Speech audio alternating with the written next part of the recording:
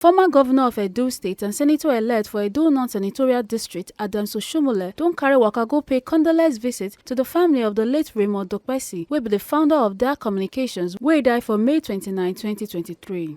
For im visit, Oshiomhole come tok say the news of late Raymond Dokpesi death shock am well because e no expect say Dokpesi go die this year. Oshiomhole come tok say e don tey wey e know Dokpesi, and not be because say dem come from the same place, but because of the impact wey e make for journalism and how e take support im campaign for 2012 when e dey run for the office of the governor of Edo State. Oshiomhole come still tok say late Dokpesi don serve Naija pipo wella and e don leave im mark for the sands of time, and say wetin we owe am now, especially im family, na to sustain im vision when e turn reality.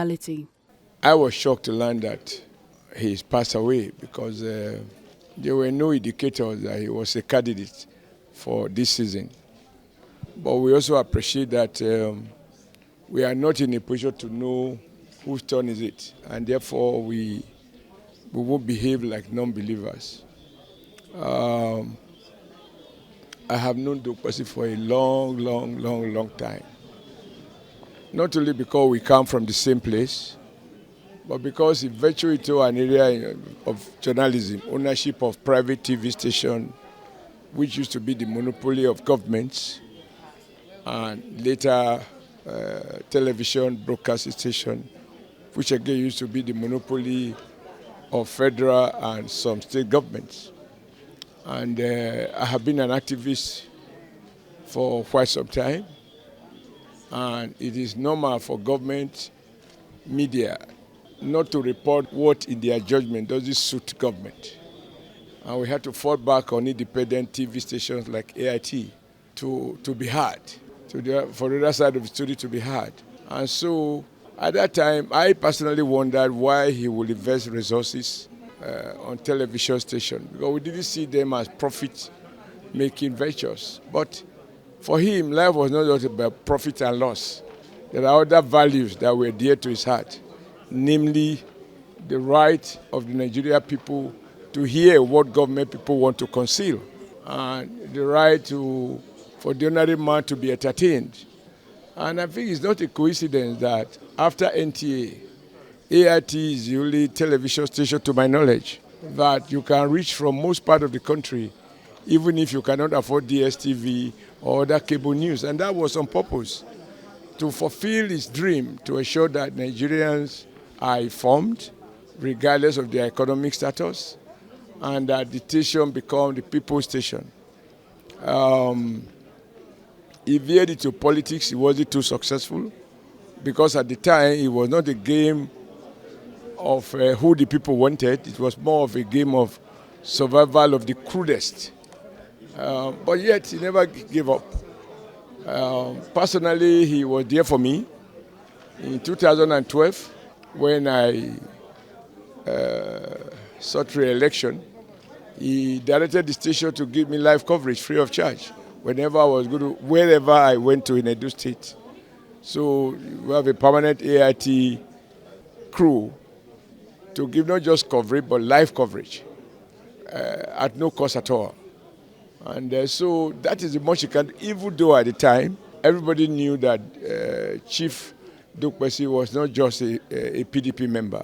He was one of the leading PDP leaders.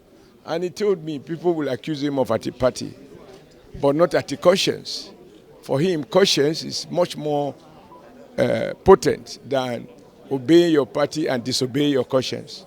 And so I am a beneficiary of his large heart.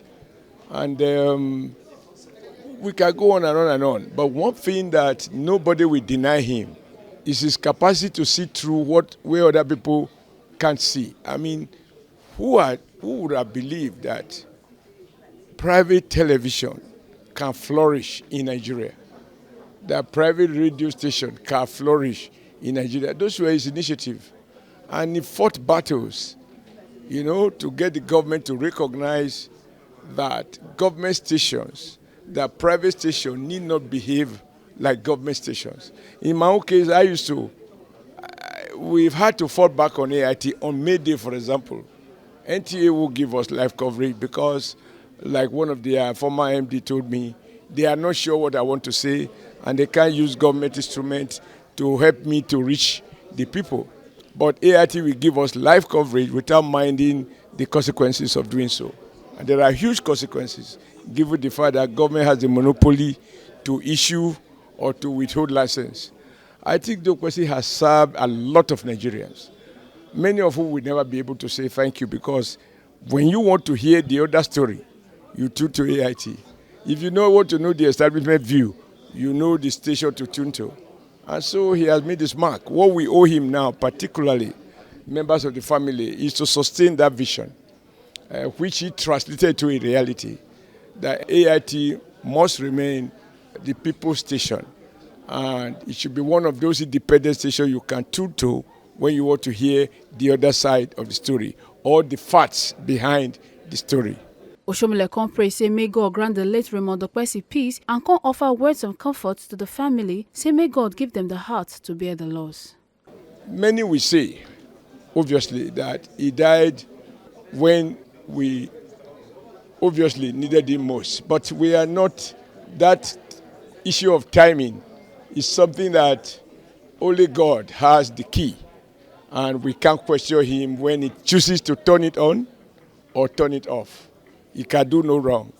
So all we are enjoined to do as believers is to ask God Almighty to forgive him whatever sin he committed as a human and to grant him rest in paradise until we meet to depart no more.